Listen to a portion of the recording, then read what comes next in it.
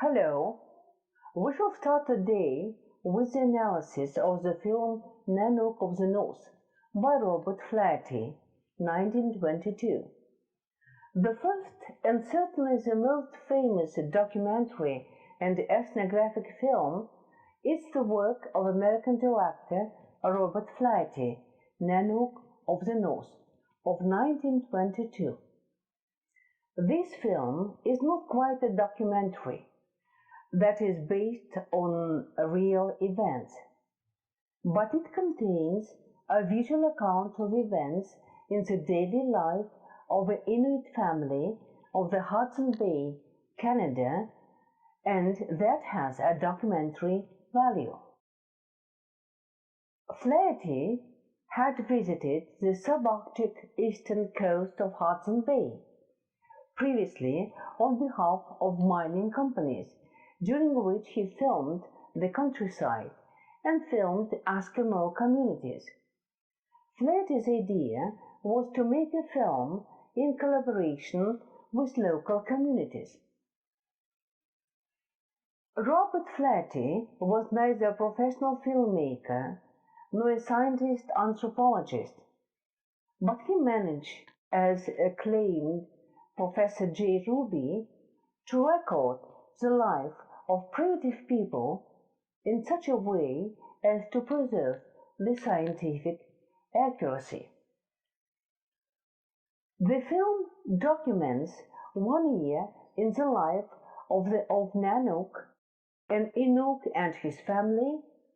It describes the trading, hunting, fishing, and migrations of a group barely touched by industrial technology. Nanook of the North was widely shown and praised as the first full-length anthropological documentary in cinematographic history. In the center of the film is Inuit hunter Nanook, which means bear, the most successful hunter of the community and his family. The shots are chosen accurately and follow strict order.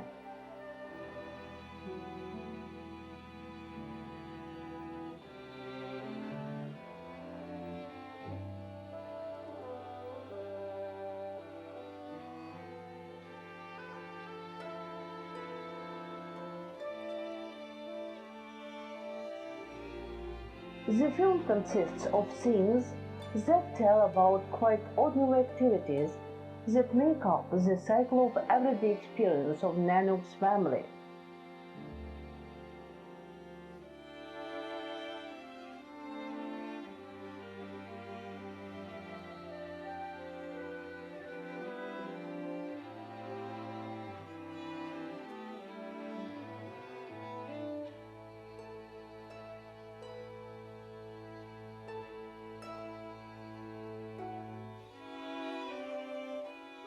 It was a real challenge both for hunters and for Flaherty. At the risk of their own life, the Inuit people were engaging in the process of filming, for example, walrus hunt, a difficult trip of the family through ice hummocks to a new place of winter camping. This process was later called participatory work or participatory cinema. For the beginning of the 20th century, it was a very original and innovative way of filming. Every film text is a product of subjective comprehension of reality. The film Nanook of the North expresses the view of Flaherty, who first opened a different world to the rest. This film can be seen as a reflection of the North and Inuit people through his eyes, kind, generous people living in harsh conditions of the North, having to fight for survival. In the film, we distinctly see the chosen method of capturing the culture. Strict focus on stereotyped moments in Inuit life. Trip to the trading station where local hunters exchange furs for tea, tobacco, sweets.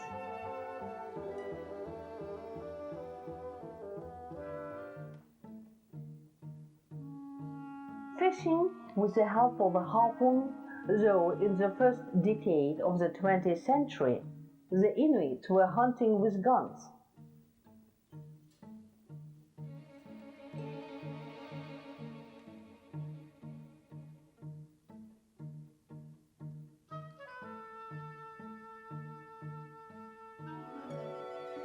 Construction of igloo, etc.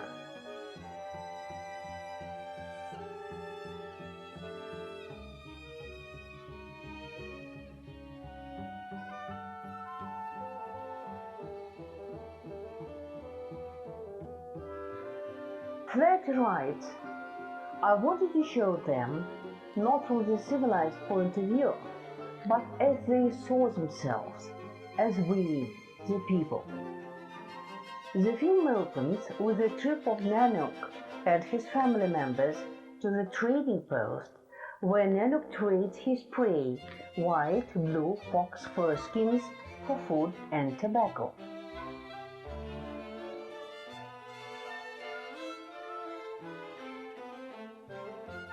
This opening scene shows the first contact of the Inuits with the Western civilization.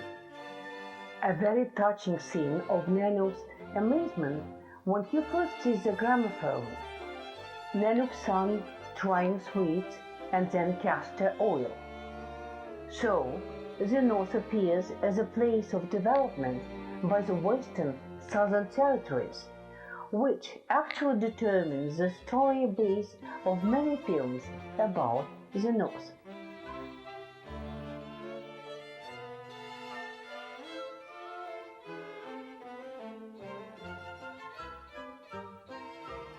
The method of filming is very simple. Long shots to show a northern vast landscape.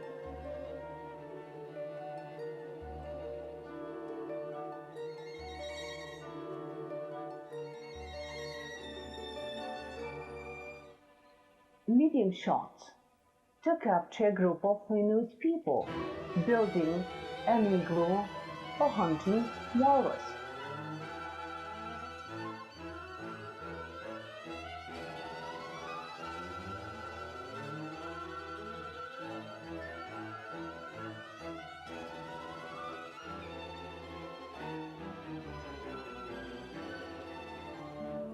And close-ups of mostly Nanook's smiling face to convey directorial intent to reveal the Inuit's inner life through cheerful, shiny eyes, kind smile, and light-hearted soul of northern people.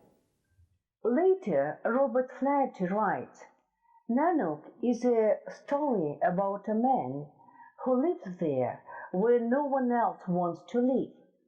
The main villain is the climate, the natural protagonist of the film. Life is a constant hunt for food. If I came into the igloo, any food that they had became mine too.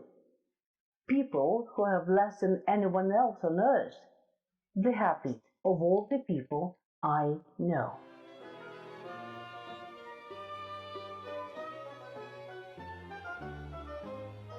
The movement of camera in the film is static. The camera moves horizontally. One scene ends and the next one begins. The film is silent. The emotion of the film is conveyed through music, changing music from cheerful to dramatic intensifies tension and signals the danger.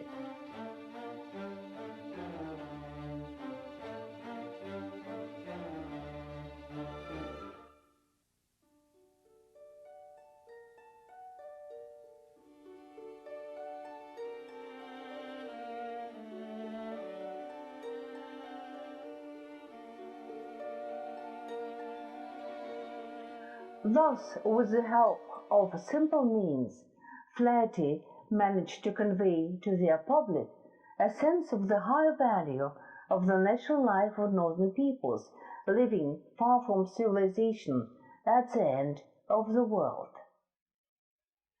We can safely assume that Nanook of the North became a starting point of setting of the genre and stylistic features of all northern films.